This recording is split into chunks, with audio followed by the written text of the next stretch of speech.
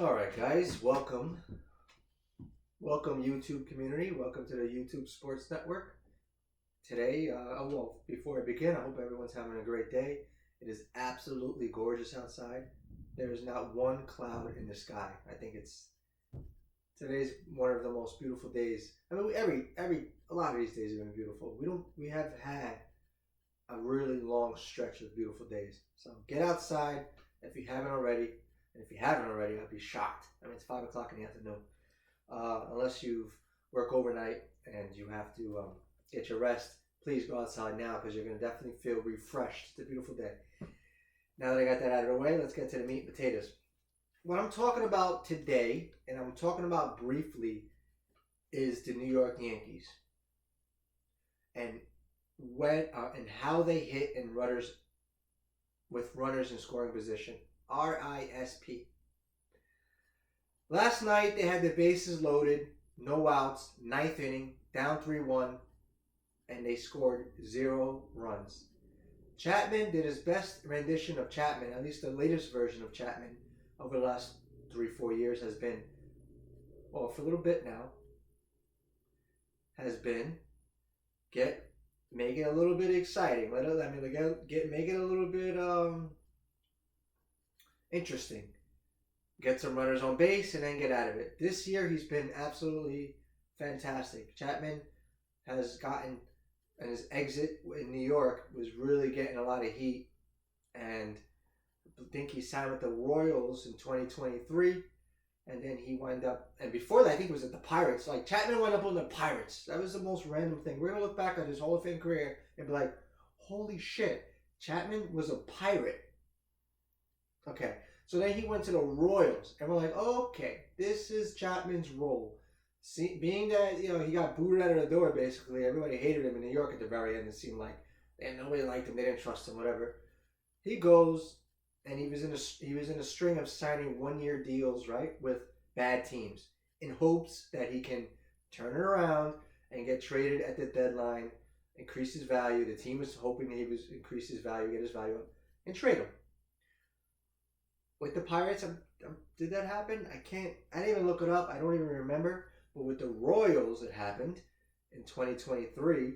And then he got traded to the Texas Rangers. And then he helped them win a World Series. I mean, there were moments he wasn't fantastic there either. It was like the Clay Holmes, when they call him Cardiac Clay. Who called? Somebody called him that. Because it's almost like, these guys are meaning that, the job isn't a clean job. The Yankee fans are used to Mariano. 1, 2, 3. Good morning, good afternoon, good night. Right? I have a feeling this is going to be my thumbnail for this video. Boom, boom, boom.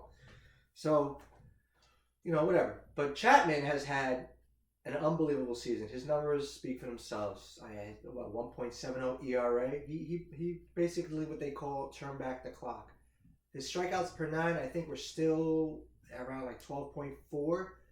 When Chapman was with the Reds, his strikeout per 9 was like averaging like 15.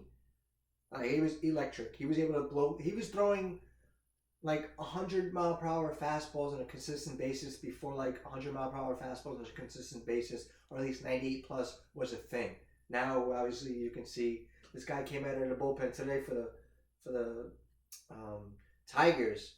Melton or something like that. He only pitched about 16, 18 games. Come out to own 100. A random dude. But when I'm looking at him, I'm not even looking at his background. I have a feeling he's a starter, and I have a feeling he's probably one of the top pitching prospects or something like that, because he had that look. Yeah, he had the whole wind up. He has to be a starter. Whatever. We'll get to that at another point, if that even is a point. My point is, everyone's throwing gas these days. So Chapman had to adjust, right? So a couple years ago, in fact, when he was with the Yankees, he was starting to throw more sliders and splitters, and he was getting them over. And then he just couldn't stay consistent with it. But whatever, here we are now, and he's had an amazing season with the Red Sox, right? Yesterday, the Yankees loaded the bases on him, and they couldn't do shit. No runs. So it made me think, well, first of all, typical Yankees. Do they ever hit with runners in scoring position? It always seems like the Yankees will let their home crowd down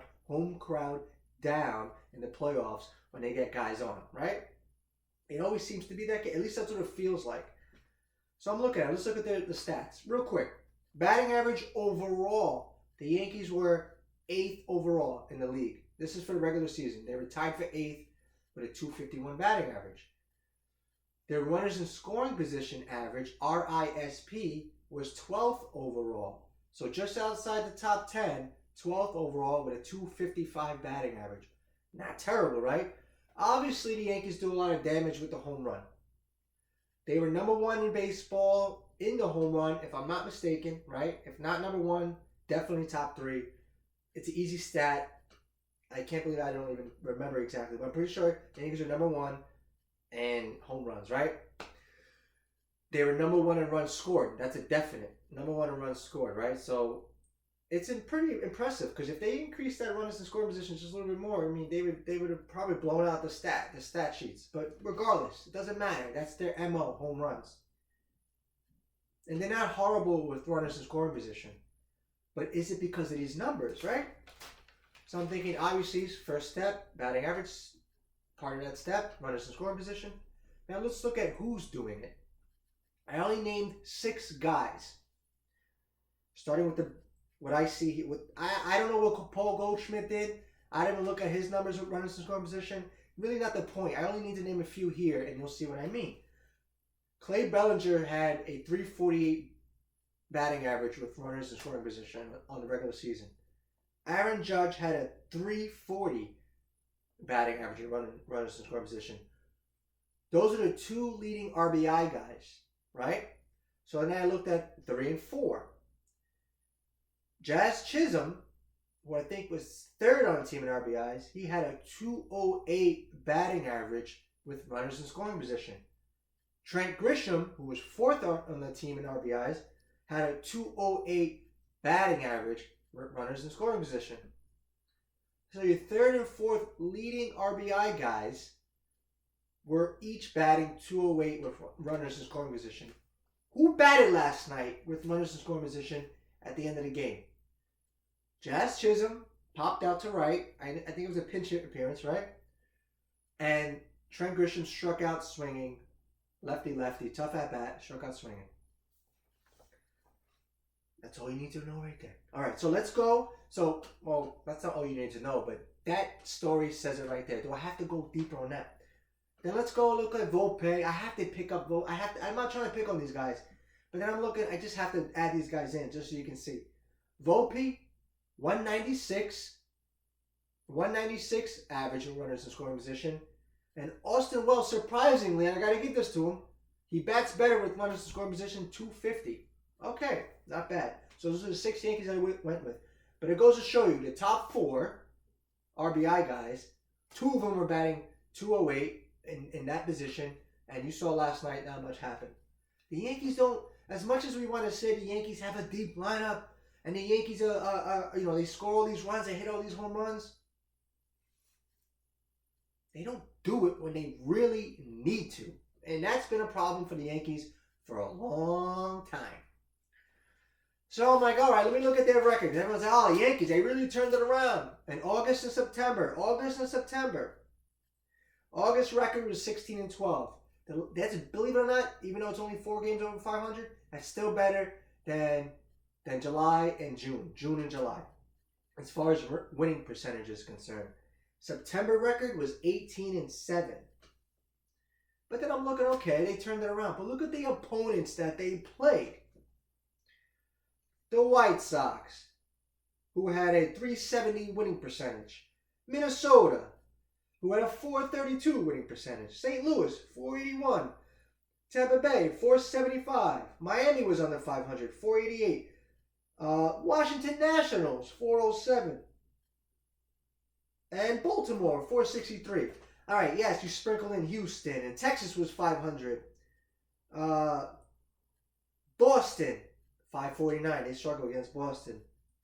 Detroit, 537. I believe they lost 2 out of 3 to Detroit. Baltimore, okay. Toronto, right?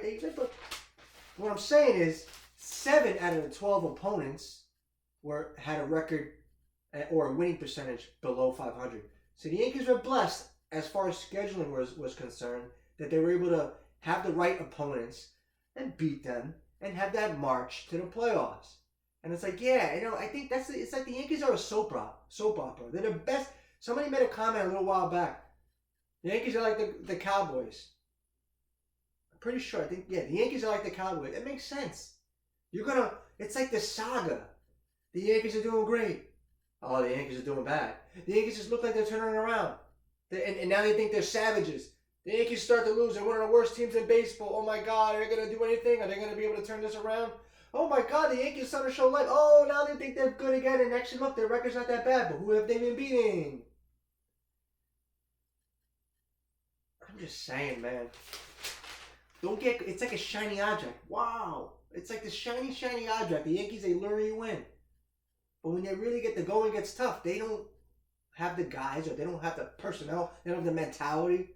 Oh, rah, rah, rah, we're the shit. When it's easy to beat up on teams with a shit, build your confidence, then you really got to do something. One run. Don't get me wrong. Garrett Crochet is a beast. Don't get me wrong. Max Fried, you could even argue, it almost seems like Max Fried might even be better than him.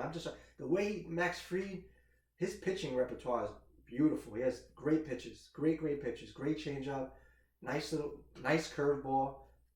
Although it doesn't look, does he still do his curveball like that? I've been in with the Yankees, but I haven't quite been there all year with them. Has he been throwing his curveball like he used to? He used to always throw that hook. But changeup, little slider, that fastball is blazing fast. It has a lot of run, it's very firm. So like, what I'm saying is, pitching duel yesterday, two great lefties going at it, and so I understand the hitters are not going to go up there and really be slugging. I mean, it's playoff baseball. These guys don't score runs in the playoffs. Barely. Like, all the teams barely score runs, So, I mean, I saw the Dodgers slug their way into a win yesterday. They really were on top of it.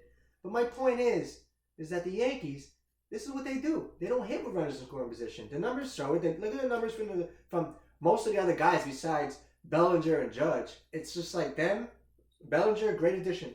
It's been him with Judge now, and everybody else just kind of, you get it, you don't. So, and to go a little bit further with this, just to not to beat up on the Yankees, but just give their record on the season in situational baseball, or how they win their games. They're 33-15 in blowouts. They're 23-22 in one-run games. If you look at a lot of teams and where their record is in one-run games, it's not too far off from this. I mean, it's a little bit better than this. For instance, the Phillies are 26-21, a little bit better winning percentage in these one-run games. The Dodgers are 25-24 in one-run games. So you would think, wow, the big almighty Dodgers, they don't win close games. They usually beat people up. So, Blue Jays, they're 27-20. That's more their MO, right? Like, scrappy team, pretty good team. They're not the most powerful lineup in baseball. Bichette and Vladdy didn't really have big power numbers this year. They both slugged under 500. For Vladdy to slug under 500, you want him to slug more over 500, but I think he's still better at 292. So they were more of a put the ball in play, don't strike out type team, right? So it's just, this is the Yankees thing. And honestly, this is the big stat. And I'm saying it now. And besides the record, and besides the the opponents and runners in scoring position, a big stat is right here. This is a big stat. Might be the biggest stat. Strikeouts. Team strikeouts with runners in scoring position. Boston was number one. As good as Boston is and scrappy, and this is just the beginning of how good Boston's going to be. Really, they're probably going to get back on the saddle once all their, next year when they start with the younger guys and they're going to make some moves. You're going to see them add even more players, I'm sure. Besides, so Boston leading in most strikeouts with runners in scoring position. Guess who was two? The Yankees. The Yankees struck out the second most times with runners in scoring position. So Boston and New York both are the 32nd and 31st as far as the most strikeouts with runners in scoring position. That could also mean, that could be skewed a little bit. If you think of it this way, I just thought about it, that they have maybe, I got to look at the at-bat. You got to look at the at-bats. How many at-bats? But I don't think it's too far off than too many other teams. There's probably very small difference in, variations there. So let me not even totally add that nugget to confuse anybody. Let's just go with this. The Yankees have the second most strikeouts with runners in scoring position on the season. Let me give you the company who's with them. Pittsburgh is third. Baltimore is fourth. St. Louis is fifth. Minnesota is sixth. So 4 other teams who had records less than 500, and 4 other teams who didn't even make the playoffs. So those are some of the stats that you gotta look at, and you gotta say that is where the Yankees have a really, that's where their major flaw lays out. That's where their major flaw is. They don't put the ball in play, and it makes me think of the Royals and the 2015 Royals. The Nationals of 2019. These teams, although I think the Nationals struck out a little bit more, but there was a point where I'm going to say here is that I felt like there was a correlation between strikeouts and teams that struck out the least amount of times and had a pretty good batting average, like top 8 batting average maybe. Those low strikeout teams, put the ball in play teams, and especially in the playoffs, those are the teams that were tough to beat, and most of them won the World Series. So, the Yankees are in that weird area because they slug home runs, and that's the ultimate outcome from an at-bat, right? So, what I'm saying is, the Yankees, they got to improve upon putting the ball in play when runners are in scoring position, because clearly they're in some company with a lot of teams that didn't make the playoffs and struck out a lot in these scenarios. They're just lucky. So they were just lucky to have, and this is why it goes to show you how valuable a guy like Aaron Judge is. Because could you imagine these Yankees teams? I mean, I'm sure they would have tried to have done something, but these Yankees teams, without Aaron Judge on their roster, they should be thanking him, and they do every day, and that's why they paid him $40 million a year. But that's basically what I'm saying. As far as that's my rant on the Yankees, and I think that those are intricacies of the game, and that's where it separates. It's played out for you. The stats are one thing; they can mean something. They can mean a lot of things. They can mean nothing to some people. They mean a lot to me. I'm big on the eye test. Watch the games. Look what happens. They don't hit much when you runners in scoring position. The numbers show it. The TV will show it to you as well. So. Let's see if they can do it tonight. It starts very soon. Yankees and Red Sox. That's my rant. That's my stat. Hope you guys enjoy the rest of your day. And I hope you guys enjoy the game. Hopefully the Yankees, get a win today so I can even up the series. And I guess this is my first time saying this. For anyone out there who cares, who actually catches wind of this, if you want to like this post, if you want to follow this page, you can subscribe. There'll be, it's already busy up there. If you want to subscribe, you subscribe. If you want to like, you like. If you want to comment, I really encourage that as well. So you guys take care. Until next time, I'm out.